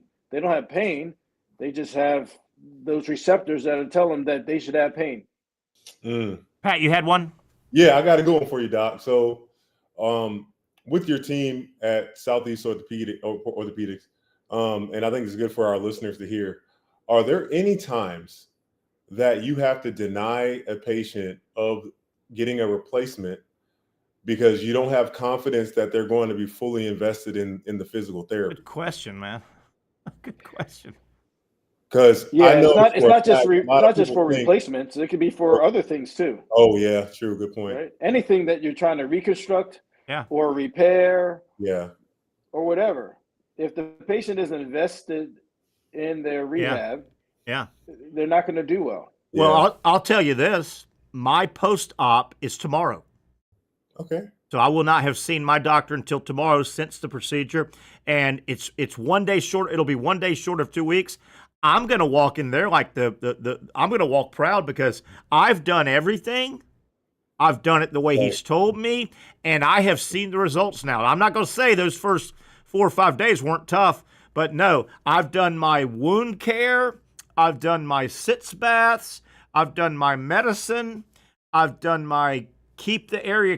I've done it all, and I'm going to tell you, man, he told me, everything he told me was right. I'm telling you, this guy's gone through it before because those first 4 or 5 days were what it was. I've done all my pills I'm supposed to take, and, some of them are to help what I needed to help with, and I can't wait to go tomorrow. I'm walking in that office and proud because I did it. Good job, Jerry. You're an A+ patient. And you know what? He looked at me and he told me, he said, everything I'm telling you, you need to do or you're going to pay the price. Yeah. And he told me from every pill, Terry, you had 1 day where you were struggling. Could you imagine if you weren't doing any of the stuff? How much worse that would have been? I missed that one show, and Doc, the show I missed last week, it wasn't pain induced as much as I had a throw up day. I threw up 4 or 5 times, and I could, your body. It felt like my body was saying, "Hey, man, we never take these many pills. It's been like 4 days." It's almost like my body said, "Enough," Mm-hmm. And I kind of had a throw up day. And other than that, don't get me wrong, I've had painful days and moving around. But man, everything there's a reason you guys know what you know, man. That guy told me to do what I was supposed to do, and it'll make a bad situation bear. And it did. It made it much bearable. There's certainly something to be said about following instructions, because there are many that don't and think that they should be better or think they know more. But we just try to help you. Can you tell when they come back for their first post-op? Can you tell? Oh God, the way he or she's moving or what they've been calling your office. Can you tell? I think this person's been skimping. Yeah, certainly. Yeah. Probably the biggest one is going to be range of motion. Yep. One of his biggest indicators of because a lot of people, my sister's a physical therapist, and she says a lot of people just don't have that. I need to work through some discomfort, in order to get better kind of mindset, and I get it. My grandmother, she got both of her knees replaced at the same time. Oh. And she did not, and I'm not gonna say I don't blame her, but I don't think she had any idea what she was signing up for. Yeah, my mom, rest her soul, before she passed, she got both knees done, but 6 months apart. I could not imagine her getting them both done at the same time. Helping her care and all. Oh, at that age, I couldn't imagine how bad that was, Pat, for an elderly person. I don't do knee replacements any longer. I haven't done it in a long time. But back when I was doing them, it was a thing that maybe certain patients were better off having both simultaneously. Right. I think they're kind of going away from that. Yeah. But I'm not really in that realm anymore. Yeah. Doc, last one. We've had a great discussion. Another Gator injury that popped up, had surgery on Monday. Today's Wednesday? Trayon Webb, kid from running back from Trinity, who's about third on the depth chart. They're expecting him to get a lot of carries. Supposedly had, and boy, this word sounds bad to me, ruptured, some type of rupture in his hamstring. But then reading about it, he had a procedure done Monday, and it sounded more minor in description than the word rupture. Am I being misled by that word? It sounds so bad, rupture. Yeah, it's confusing because, and what I was trying to figure out what was going on, it's confusing me. Okay. Then you hear a word that says clean up. That's not really typically done right? for Or a hamstring. I've never heard injury. that. A hamstring cleanup? Now, it's either ruptured off the bone and you repair it back to the bone, and that's like a long recovery. You're talking about 6 months or longer. Yeah. Right? It's not like you come back the next month. Or it's treated non-operatively, and you have like a PRP injection or something like that. Yeah. To kind of help it heal. And so this obviously, to me, reading into it, it wasn't if it was a injury of the proximal hamstring tendon where it attaches to the bone on the sits bone, the ischial tuberosity of the pelvis. It's either not a full thickness tear, maybe a partial thickness, or wasn't in that location at all, maybe at the musculotendinous junction, but I had never done any surgery for that.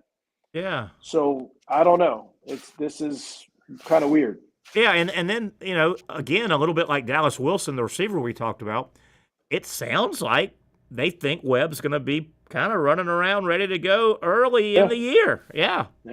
Yeah, interesting. Now, sometimes, Doc, sometimes I think there could be things could get lost in translation.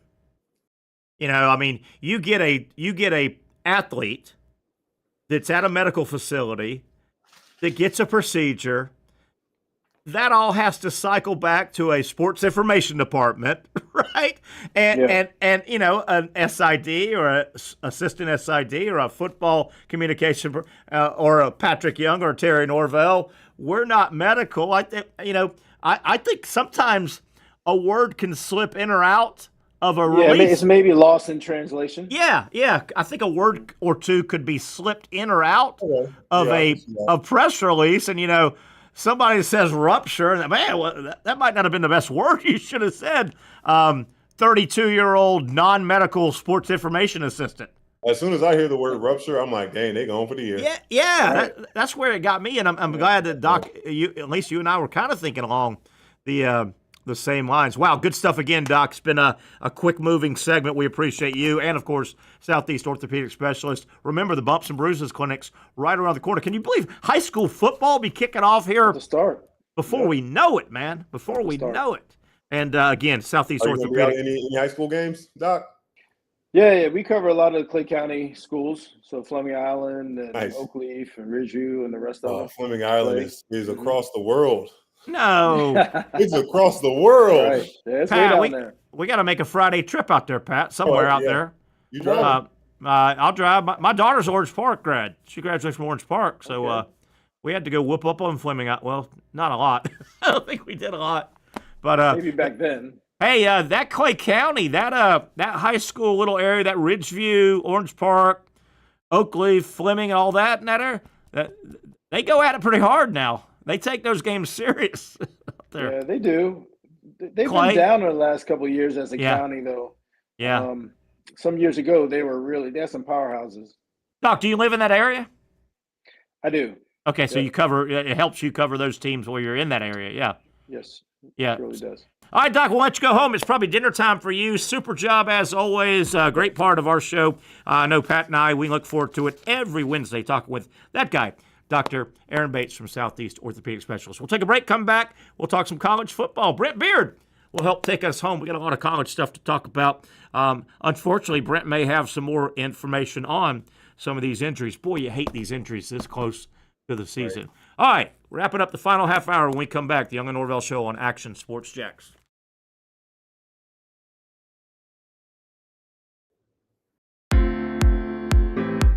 At Southeast Orthopedic Specialists, we know pain and injuries can stop you from doing what you love. This is why our board-certified orthopedic specialists offer the latest in both non-surgical and surgical treatment options and create a treatment plan tailored to your unique lifestyle and goals. So, whether it is a sports injury or that nagging pain that's keeping you from doing what you love, our team has the right treatment for you. For more information or to schedule an appointment online, visit our website. You really got to hand it to him. Hold on. The previous play is under further review. I'm not sure what he could review, but okay.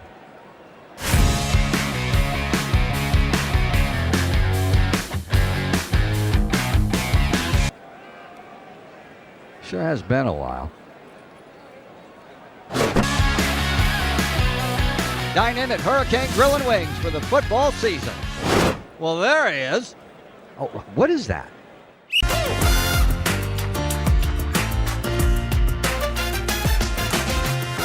Empower a future, inspire a dream.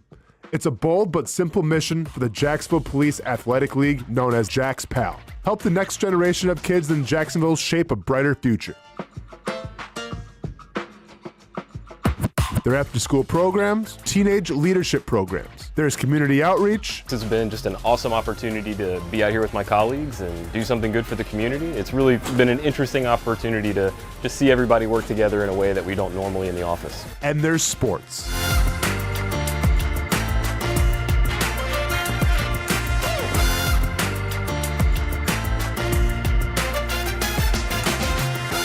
There are also ways you can help the next generation with a donation of any kind. Just visit jaxpal.org to get more information. Empower a future, inspire a dream with Jags PAL. Finally, a family atmosphere, kid-friendly restaurant with a real sports bar feel. Bricks Jack's Beach features all of that and a large, climate-controlled covered patio with misting fans and heaters for all seasons. Mix in an extremely diverse menu that features the most quality and affordable steak at the beach, and there's no reason not to enjoy your next lunch, dinner, happy hour, or big sporting event at Bricks Jack's Beach, 300 2nd Street North in Jacksonville Beach. See you at Bricks Jack's Beach. There's a saying in sports, you can't win them all, but you can win a lot with good folks on your team. Like that one painter, First Coast. It's tough to beat the sun in Florida, so your home fades. It's tough to beat that HOA when they come calling. Beat the sun, beat the HOA with that one painter, First Coast. And it's a good time to do it. Less rain to work around and painting in mild temperatures is perfect. After all, the paint bonds to the surface so much better. Give that one painter First Coast a call at 904-417-3557 or look them up at first-coast.thatonepainter.com. Fast estimate, guidance on color and HOA requirements, and the highest quality job you'll find anywhere. Be a big winner in your neighborhood with that one painter First Coast on your team.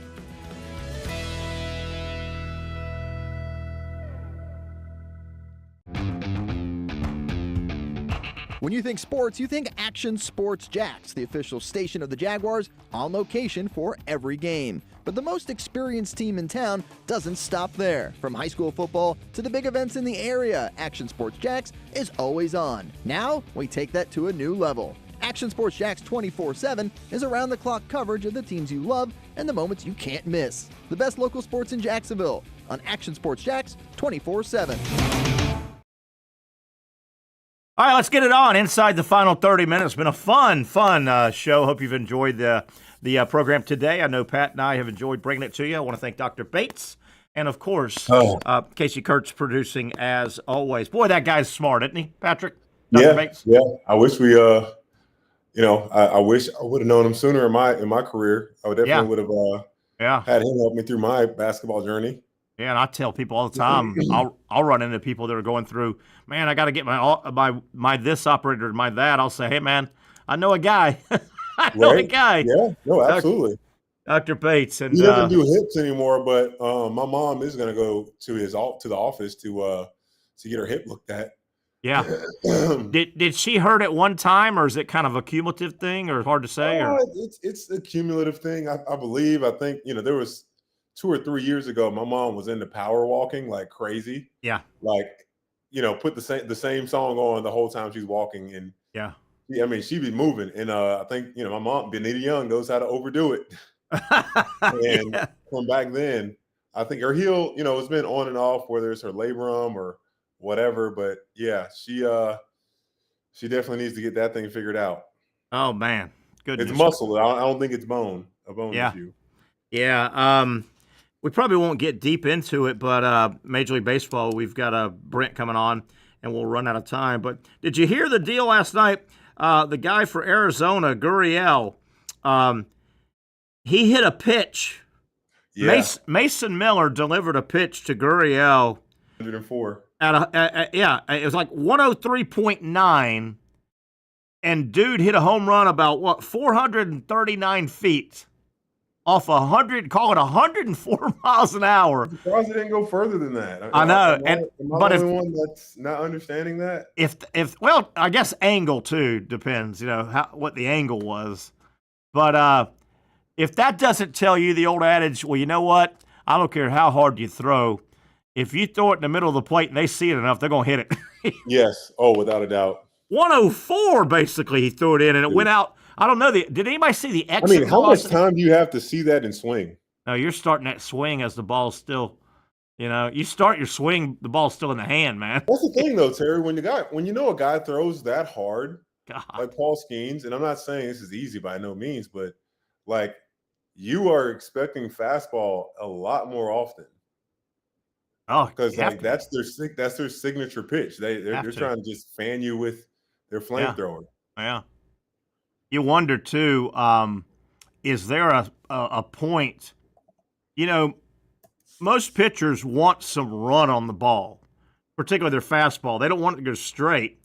But you wonder if you keep throwing it harder and harder, are you going to take away the run? Because the ball doesn't have time to run. It's in the catcher's right. Yeah, no, you're right.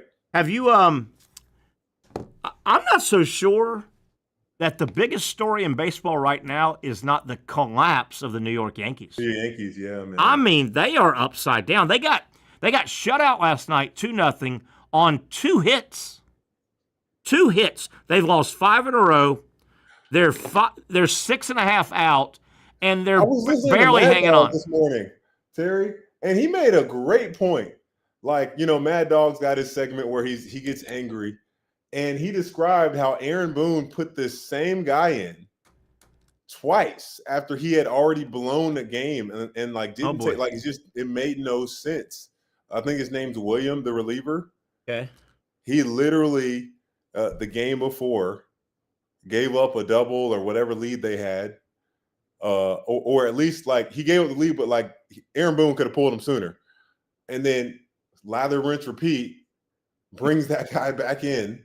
And and Mad Dog talked about it. I mean, there was a lot of they had other options. Yeah. This guy just didn't have it and gave up another win as well. And it just seems like Aaron Boone is really not doing his best right now. Did you see, in case you can help us out, the other day, it was after the trade deadline, and the Yankees went out and grabbed 3 guys for the pen. And Casey, was it the first Yankee game that all 3 guys got in? And they got in back to back to back, and they gave up 9 runs. That's correct. They gave up 9 runs. They blew the game to the Marlins, and then one of them got sent to AAA. Did you hear that, Pat? The 3 of the guys they got at the trade deadline to shore up the bullpen, the first time they ran them in the game, back to back to back, they gave up 9 runs. Can't do that, boys. You absolutely can't. Here's another thing. When it's going bad, it's going bad. They get the Yankees, they get Stanton back, right? And he's been hitting the ball. He's got nearly 10 home runs, I think. He's been hitting the ball, but my God, the other day they had a highlight. He can barely move. Casey, you talked about where you're going to play Judge, and you're like, well, DH. Well, where are you going to play Stanton if you're trying to get his bat? If you can't DH, I mean, have you seen him? He looks like who's the big first baseman that just retired? Angels. Albert Pujols. You remember Pujols? His last year or two, he could barely run. Right. I know, right? He did not look. He looked awful. And here's the deal with Stanton. I mean, they're talking about letting him play a little bit in the outfield. He can't play anywhere in the field. I know. Casey, where's he going to play? I mean, they're not concerned about errors. They made 7 last week. So I guess you're right, man. They're not worried about that. But that's what I was saying to you when the Judge thing, they can't do anything but DH Stanton. So because they're handcuffed with him because you'd love to have Stanton and Judge, but I mean, Judge, he's got to play in the field if you want to play Stanton because Stanton has to be your DH. National seating and then Casey, if the Yankees do make the playoffs, if you're in a tight game, gosh, by the 6th inning, if you're in a tight game, you got to say, when do we run for Stanton? Right? I mean, the guy can't score in a gapper. No, about as early as possible, for sure. I mean, it's 2-1 in the 6th. If Stanton gets on, you got to run for him, don't you? Yes, absolutely. If you need that run, for sure. God almighty. Looking around real quick before we get Brent on, I think Brent's just about ready. Some things that are standing out. Don't look now. The Red Sox, they will not go away. They've won 7 in a row. They are 3 games out of the division and right in the middle of the wild card. This hasn't happened in the NL East in a while. The Phillies have carved out a 2.5-game lead. Boy, that's been a fun race. The Phillies and the Mets all year long, but the Phillies don't look now. They've got a 2.5-game lead. Milwaukee. Casey, did you see where Milwaukee's at right now? Up 4 on the Cubs. That hadn't happened all year. Milwaukee's scary good, man. They don't give up any runs. Yeah, Casey's been saying that. Milwaukee is scary good. Told you about the Yankees. They've lost 5 in a row. The Yankees. Get past those ugly behind uniforms. I know. That logo is bad. The Yankees are 6.5 out of the division. They're not going to win the division. They're only a half a game up on the final wild card. Texas is chasing them down, them being the Yankees. We'll get to Brent one quick second. Trying to see what else we got baseball-wise. We're going to get those stats out. That's about everything right now. We'll go over. I've got the contenders and kind of the wannabe contenders, the rest of their schedules. I want to go over that a little bit later in the week. Hopefully we'll get to that as we welcome Mr. Brent Beaird, talk some college football. Brent, a little bit of an injury epidemic down in Gainesville. Dallas Wilson running around in a hard cast below the knee. Reports kind of make it sound not that serious. And then Trayon Webb goes through a procedure on Monday. With a hammy, it sounds like some of those reports say it's not real serious, but it's that time of year, man. It's hold your breath season. Hold your breath season. It is. Greetings to both of you. Hey, buddy. Now Webb, we understand he had to repair a hamstring. Man, that can't be easy, can it? No, you wouldn't think. But in my life, Brent. Yeah. I kind of wondered with that how difficult that would be now. Eugene Wilson out, but Aiden Mizell is in a non-contact. But the good thing is, guys, again, Jane Baugh is doing okay. He was in non-contact. I think that was more precautionary than it was anything else. But I mean, to Terry's point, and it's a good one, this time of year, you're just going to have so many nagging injuries. Yeah. As long as it's not something that's going to keep you out half the season or the entire season. So Baugh's 1, Jackson's 1A. They love what they have. But I'll tell you, in modern football, high school, at least college and above, you need 3 running backs. You need 3. Katie Daniels will get bumped up. They like him a lot. But he's got little to no experience. But, man, I tell you, your depth chart is only 1 injury away, isn't it? It really is. It is. One injury away. Brent, I thought you had we had a nice discussion yesterday or the day before. Might have been yesterday off of your note that you sent. And Pat, I think you and I talked about it. I know Casey and I did. The SEC came out with their average ticket prices. And it was interesting. And I'm not here, and this discussion's not to bash programs. I get it. They want to charge what they want to charge. What I took from it, the high numbers of tickets, and you gave us. What I took from that is, I think we are seeing the death of the fan in the stands, meaning a whole lot. And where I went to explain that, Patrick and Brent, I get the fact that 50,000 fans paying $95 a ticket, that's a nice number. That's a nice number. That's not an obscene, grotesque number. Yeah. And I get that fan that spent $95 on the ticket, he or she's going to spend another $60 on food and drink, and maybe another 20 or 30 on memorabilia, maybe parking. So here's the deal. I think what we're seeing is the gross number that you could put on the head of a fan. You say, okay, Brent Beaird going to a game, he's going to bring in gross, he's going to spend $225. Yeah. Okay? Yes. And that sounds fine times 50,000 fans. That's a nice number. But Patrick and Brent, I think the problem is that's a gross number. I think what you're seeing are these programs and these professional teams, they're going, wait a minute. To get that $225, we also have to take out concession workers are helping him.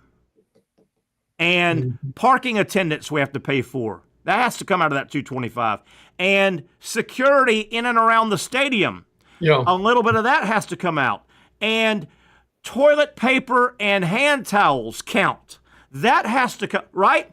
So when you take the gross net, I think what we're starting to see the beginning of is that ass in the seat is going to be a little piece of sand on the beach compared to what we want their eyeballs, not their asses in the seats. I would rather have their eyeballs because I'm going to make hundreds of million off their eyeballs than that 225 gets knocked down to about 100 because you got to pay all those little ancillary things to cover that fan in your stadium. I think the fan in the stadium is going to start dwindling in the future. I don't think there's any doubt about it. And when you're looking at now, Georgia and Texas are more the exception than the rule to a degree. I mean, Georgia at $277 for home tickets per ticket, Texas at $273. But Terry and Pat, here's the thing that bothers me with this is the average SEC ticket price, how is this possible, is up 49%. Yeah. Now, I can see 19, I can see 9, I can see 25. Yeah. But I mean, it's up 49%, which is $132. I wonder if they're including in this, Brent, that Tennessee was the first one to do it, that 10% talent fee that they've been added to tickets. Maybe. Yeah. Now, A&M was only SEC with cheaper ticket prices. Now, South Carolina is the biggest year-to-year increase. Good night. This is incredible. South Carolina's the ticket increase was nearly 200%. Wow, that's unbelievable. But I mean, guys, look. I mean, we all grew up with parents taking us to the game, and things like that. Yeah. My concern for you two is, aren't we pricing ourselves out? Well, well, see, that's exactly where I was going with my dissertation a moment ago. Is I think the powers that be it the TV people, be it the programs, be it the owners, I think they're starting to look at John Q. Fan. Yep. Yeah. The guy that I just described that spends $225 a Saturday to go to his favorite football game, when they start taking out what it costs, they go, we're not making $225, we're making about $100 because we got to pay security, we got to pay toiletries, we got to pay park, right? We got to pay attendance. I think where it's going is they don't want a bunch of $225 John Q. fans in the stands times 70,000.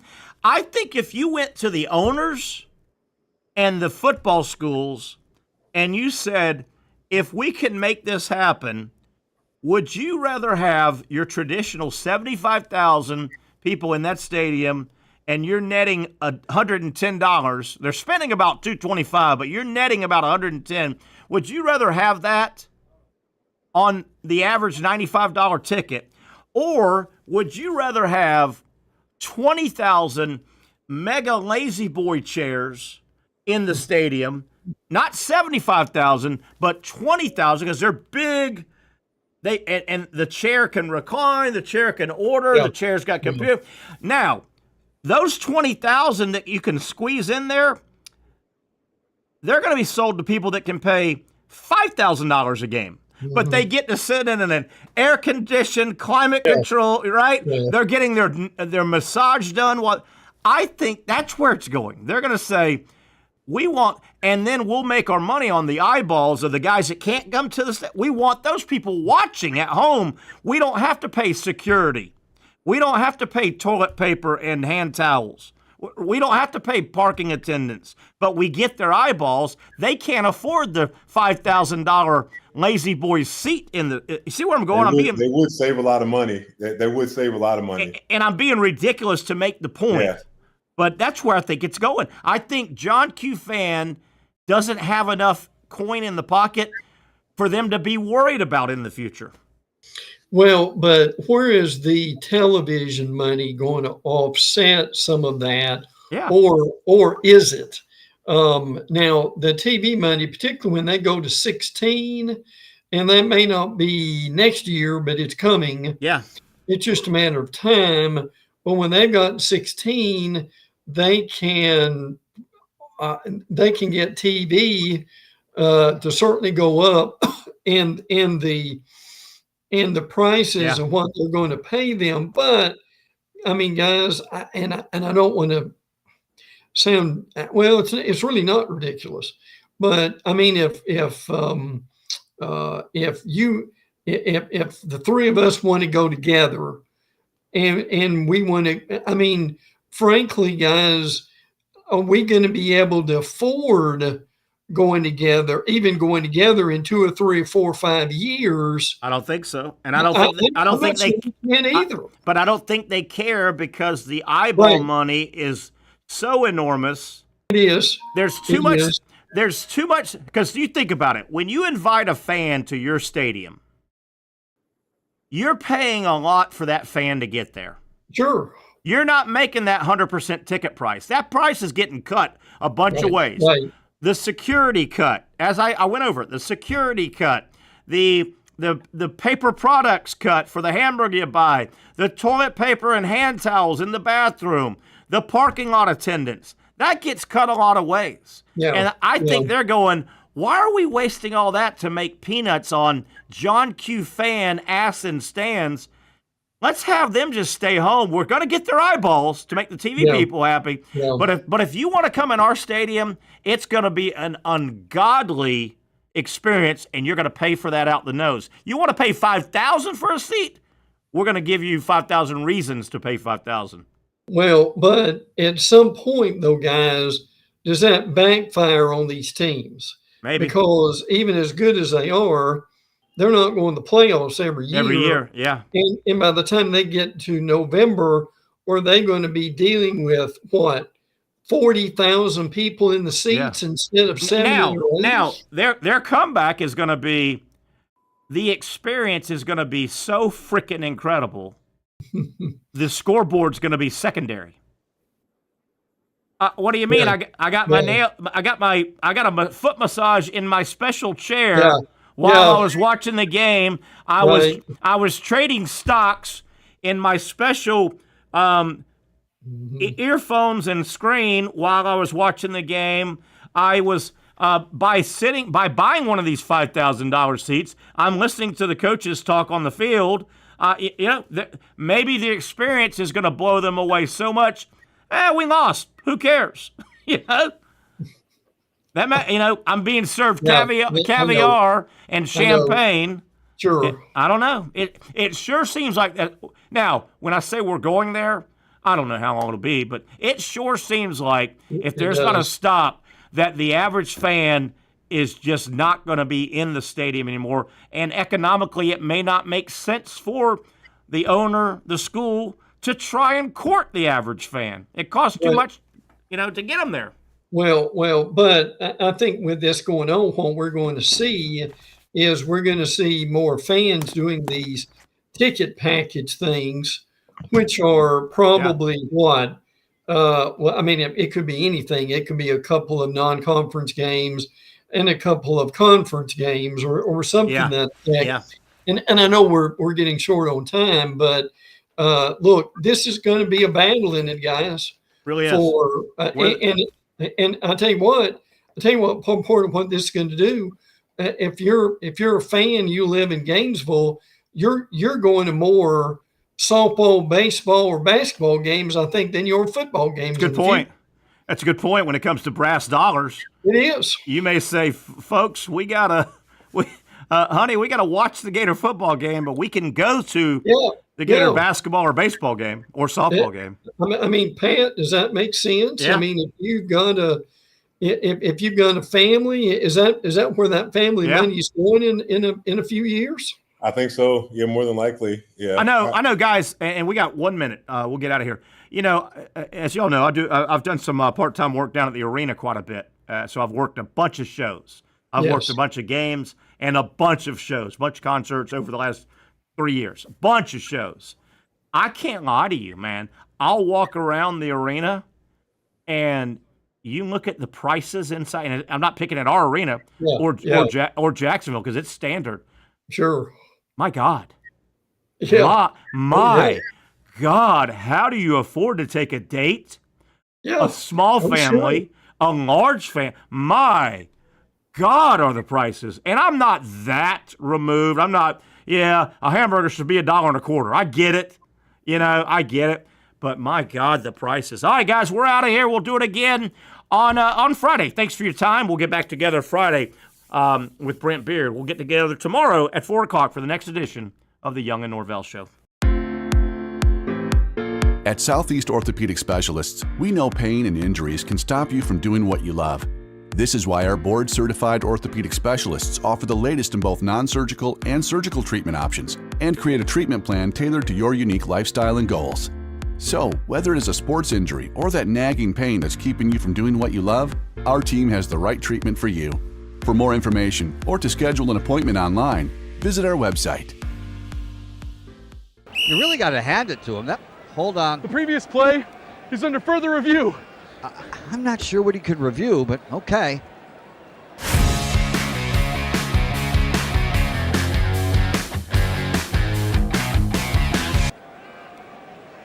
Sure has been a while. Dine in at Hurricane Grill and Wings for the football season. Well, there he is. Oh, what is that?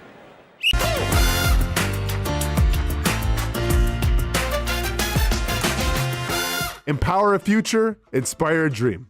It's a bold but simple mission for the Jacksonville Police Athletic League known as Jags PAL. Help the next generation of kids in Jacksonville shape a brighter future. Their after-school programs, teenage leadership programs. There's community outreach. This has been just an awesome opportunity to be out here with my colleagues and do something good for the community. It's really been an interesting opportunity to just see everybody work together in a way that we don't normally in the office. And there's sports.